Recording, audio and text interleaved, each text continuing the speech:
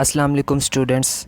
आज हम अपना थर्ड लेक्चर स्टार्ट करने जा रहे हैं जिसमें हम mathematical methods by SM. Yusuf chapter number 11 जो कि लैप्लास ट्रांसफॉर्म से रिलेटेड है उसकी कुछ प्रॉपर्टीज़ को डिस्कस कर रहे हैं। इससे पहले फर्स्ट टू लेक्चर्स में हमने फर्स्ट लेक्चर में डिस्कस किया था लैप्लास ट्रांसफॉर्म क्या होता है, मीन इसकी डेफिनेशन और इससे रिलेटेड कुछ फार्मूलाज़ को डिस्कस किया था। उसके बाद सेकंड लेक्चर में हमने इसकी फ़र्स्ट टू प्रॉपर्टीज़ को डिस्कस किया था, यानी कि शिफ्टिंग प्रॉपर्टी क्या होती है और डिवीजन प्रॉपर्टी क्या होती है, उनका हम यूज़ कहाँ पर करते हैं और किस तरह से करते हैं।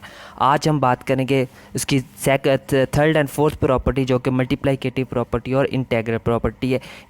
ये दो प्रॉपर्टीज़ क्या होती हैं, इनका हम यूज़ किस तरह से कर सकते हैं या फिर इनकी पहचान क्या होती है कि हमने इनको क्वेश्चन को देखकर हमने किस तरह से पता चलेगा कि हमने इसके ऊपर मल्टीप्लिकेटिव प्रॉपर्टी का यूज़ करना है या इंटीग्रल प्रॉपर्टी का यूज़ करना है। तो ये सारी चीज़ें हम आज के लेक्चर में डिस्कस करेंगे। सबसे पहले बात करते हैं third property mean multiplicative property की। ठीक है, तो उसके नाम से ज़ाहिर हो रहा है कि कुछ मल्टीप्लिकेशन से रिलेटेड कुछ चीज़ें यहाँ पर दी हुई होंगी हमें। तो सबसे पहले ये उसकी हमारे पास एक मैथमेटिकल फॉर्म में डेफिनेशन लिखी हुई है। ये क्या है, सेम सबसे पहले कोई भी हमारे पास एक फंक्शन दिया होगा उसका हमने लैप्लास ट्रांसफॉर्म फाइंड कर लेना। ठीक है, जब हमारे पास उसका लैप्लास ट्रांसफॉर्म आ जाएगा तो हमने उसका जो हमें देखना है क्वेश्चन देखना है कि क्वेश्चन की नेचर क्या है।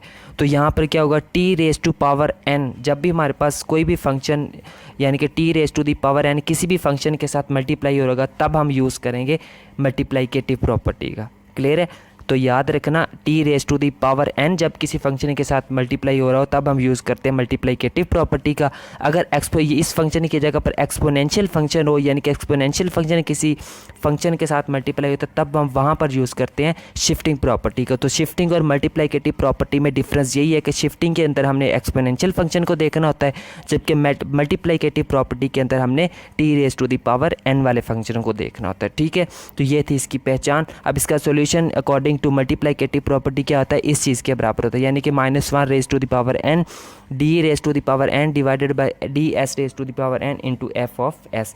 यानी कि फर्स्ट फंक्शन का जो भी हमने ऊपर डेरिवेटिव लिया होगा उसके हमने एन टाइम डेरिवेटिव ले लेना। ठीक है, जैसे यहाँ पर जो भी इसकी पावर होगी उतने हमने उसके डेरिवेटिव ले लेने। स्टार्ट में हमने उसकी -1 की पावर भी एन ले लेनी है। क्लियर है, मज़ीद इसको हम एग्जांपल की मदद से डिस्कस करते हैं, ज़्यादा क्लियर हो जाएगी। सो यहाँ पर इसकी एग्जांपल नंबर फर्स्ट एग्जांपल हमें उसने में क्वेश्चन दिया हुआ है, evaluate Laplace transform of T raise to the power 1 E raise to the power -t।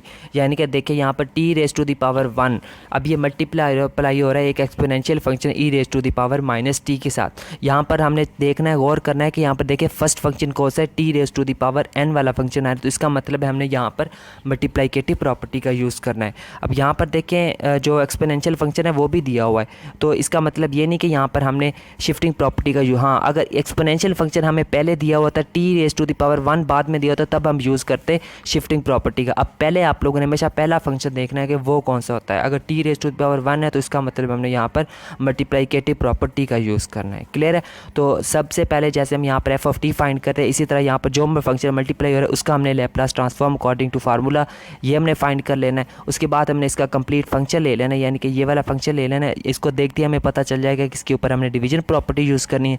सो हम लिखेंगे by using division property. Division property के मुताबिक इसका सोल्यूशन क्या होता है, -1 raise to the power 1 D की पावर भी यहाँ पर 1 आ जाएगी, यानी कि हम फर्स्ट डेरिवेटिव लेंगे। क्योंकि यहाँ पर हमारे पास टी की पावर 1 आ रही है। ठीक है, तो हम इसका फर्स्ट डेरिवेटिव ले लेंगे इस फंक्शन का। तो जब हम इसको सॉल्व करेंगे तो ये हमारे पास minus natural log into S plus 1 इसका आंसर आ जाएगा। क्लियर है, बात करते हैं इसकी सेकंड एग्जांपल की, मज़ीद और क्लियर हो जाएगी अच्छे से। तो सेकंड एग्जांपल में उसने हमें दिया हुआ है evaluate T raise to the power 2 into sine 2t।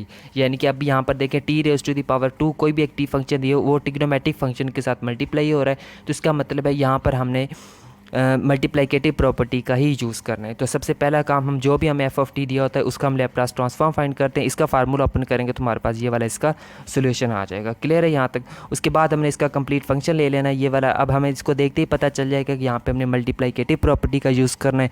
क्योंकि देखें यहाँ पर T raise to the power 2 एक ट्रिग्नोमेट्रिक फंक्शन के साथ मल्टीप्लाई हो रहा है, तो हम इसको मल्टीप्लिकेटिव प्रॉपर्टी लगाएंगे। सो हम लिखेंगे by using multiplicative property. Multiplicative property इसका सोल्यूशन हमें पता है कि इस चीज़ के बराबर होता है। यहाँ पर देखें टी की पावर 2 आ रही है तो यहाँ पर -1 की पावर भी 2 आ जाएगी और सेकंड डेरिवेटिव हम ले लेंगे। ठीक है, इसको मज़ीद सॉल्व करते हैं। इसको जब हम मज़ीद सॉल्व करेंगे तो हमारे पास कुछ ये वाली चीज़ बन जाएगी। ठीक है, आगे इसको सिंपल जिस तरह से हम डेरिवेटिव इंटीग्रेशन लेते हैं ना, तो वो यहाँ पर मैंने स्टेप वाइज इसके सारे किए हुए हैं, तो इसको आप लोगों ने देख लेना है। ठीक है, तो ये थी हमारी प्रॉपर्टीज़ जिसको हम यूज़ कर सकते हैं। तो थर्ड प्रॉपर्टी थी। उसके बाद बात करते हैं फोर्थ प्रॉपर्टी जो कि हमारे पास इंटेग्रल प्रॉपर्टी दी हुई है, ठीक है। अब ये क्या होती है, ये रही इसकी मैथमेटिकल डेफिनेशन।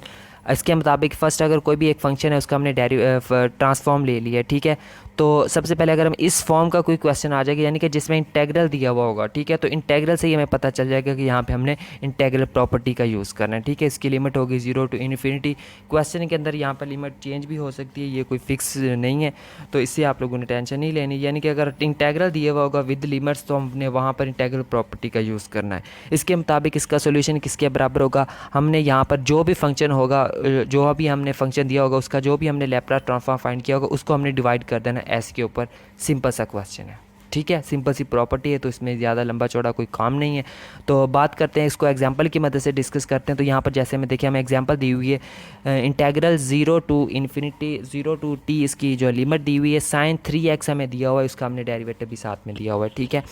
तो हमें पता चल गया कि यहाँ पर इंटेग्रल भी है, लिमिट्स भी दी हुई है और एक फंक्शन भी दिया हुआ है। तो इसका मतलब है हमने यहाँ पर इंटेग्रल प्रॉपर्टी का यूज़ करना है। सबसे पहले हमें पता है कि जो एफ ऑफ टी होता है हम उसका लैप्लास ट्रांसफॉर्म फाइंड कर लिया। तो ये हम sin 3x का सबसे पहले हम फार्मूला लगाकर उसका लैप्लास हमने फाइंड कर लिया। अब हम इसका कंप्लीट फंक्शन लिख लेंगे। अब कंप्लीट फंक्शन के बाद हमें पता चल जाएगा कि इसके ऊपर हमने इंटेग्रल प्रॉपर्टी का यूज़ करना है। तो हम लिखेंगे by using integral property. Integral property के मुताबिक हमने क्या करना है, इस पूरे फंक्शन को हमने डिवाइड कर देना होता है 1/s के साथ, ठीक है। तो इसका मेन जो फाइनल सोल्यूशन है वो हमारे पास ये आ जाएगा और ये इसका होगा आंसर। ये थी हमारे पास इंटेग्रल प्रॉपर्टी। उम्मीद है कि ये भी क्लियर होगी, सिंपल सी प्रॉपर्टीज़ हैं। तो इसके साथ ही हमने प्रॉपर्टीज़ अपनी डिस्कस कर ली हैं। 4 प्रॉपर्टीज़ यूज़ होती हैं जो कि लैप्लास ट्रांसफॉर्म से रिलेटेड जो एक्सरसाइज 11.1 उसमें हम क्वेश्चन सॉल्व करेंगे। ये था हमारा थर्ड लेक्चर। इसके अंदर हमने 2 प्रॉपर्टीज़ को डिस्कस कर लिया है। इससे पहले हम इसकी जो पहले 2 प्रॉपर्टीज़, शिफ्टिंग प्रॉपर्टी और डिवीजन प्रॉपर्टी, वो भी हम सीख चुके हैं। फार्मूलाज भी हमने डिस्कस कर लिए हैं। तो अब नेक्स्ट लेक्चर के अंदर हम अपनी एक्सरसाइज स्टार्ट करेंगे, mathematical method by SM Yusuf, chapter number 11। उसकी एक्सरसाइज जो 11.1 है वो हम स्टार्ट करेंगे। उसके हम पहले 5 क्वेश्चन सॉल्व करेंगे। तब तक के लिए टेक केयर एंड अल्लाह हाफिज़।